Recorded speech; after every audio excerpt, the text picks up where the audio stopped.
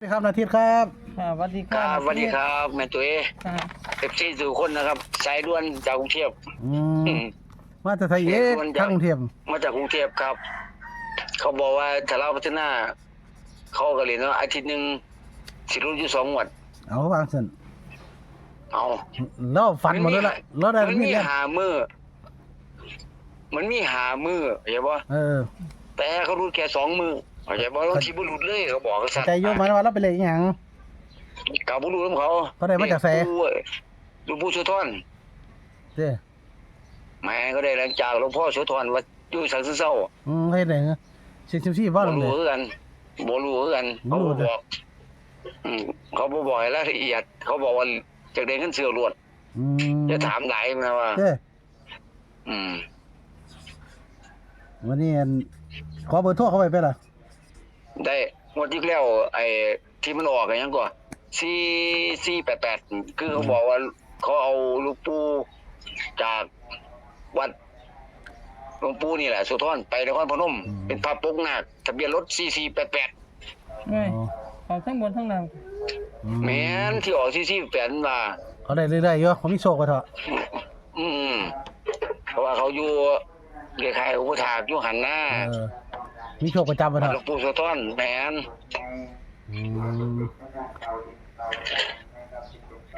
วันนี้นาทิตก็เลยขอแนวทางเขาได้ยินเขาฟังมันวะ แม่นเขาก็เลยว่าจะเอาไปลงบ่ลองเบิ่งปะนะว่าบ่ลองเบิ่งเลยเอาอีหลีเลยเขาว่าสิแหละ เขาได้ตัวใดมาล่ะนาทิต ก็ให้3 หาง ตัวใด 56 62 22 66222ครับเขาเน้นคือ22 เน้นงูมู แม่นเขาว่าเล่าแล้วกันตองก็ต้องตลอดตองฮอดอาทิตย์เขาว่า เด้ เอามันก็สิซื้อง่ายตัวตองตลอดเนาะ 22กับไอ้62 52โอ้56 พี่เล็กกทม หมด เนาะ ที่แล้ว เป็น แมนเมื่อวานนี้เขาได้52นี่แข่งๆเลยเมื่อวาน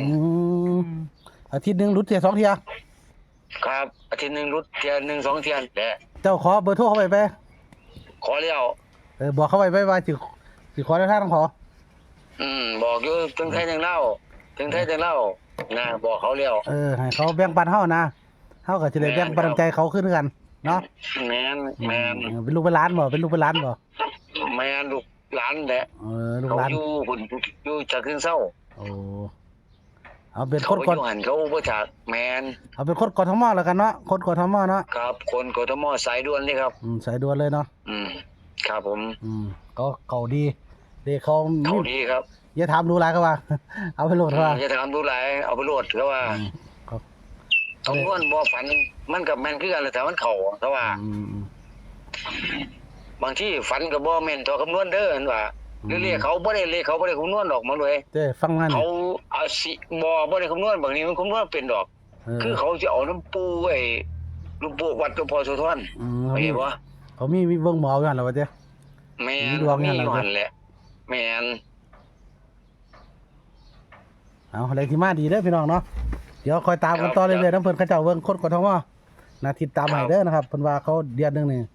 อาทิตย์นึงถือ3เที่ยวเพิ่นว่า อาทิตย์นึง แม่นหลุดอยู่ประมาณ1 วันหรือ2 วันหรือบางอาทิตย์มันว่าบ่หลุดเลย แบบจะสอนเนาะ ค่ะ เอาก็ลองเบิ่งพี่น้องสำหรับแนวทางของคนกทมนาทิตเอามาฝากมาตอนด่วนๆเนาะ ครับ ขอบคุณหลายๆโชคๆกันมันสุขสุขครับขอบคุณหลายๆที่ติดตาม ผมครับสวัสดีครับผม สวัสดีครับเอาตามนี้เนาะไม่ตื่นเนาะ 566222คนกทมเพิ่นเป็นงานอยู่วัดพุทธโสธรเพิ่นมีโชคตลอดว่าซั่นนะครับบ่รู้ว่าได้มาแบบใด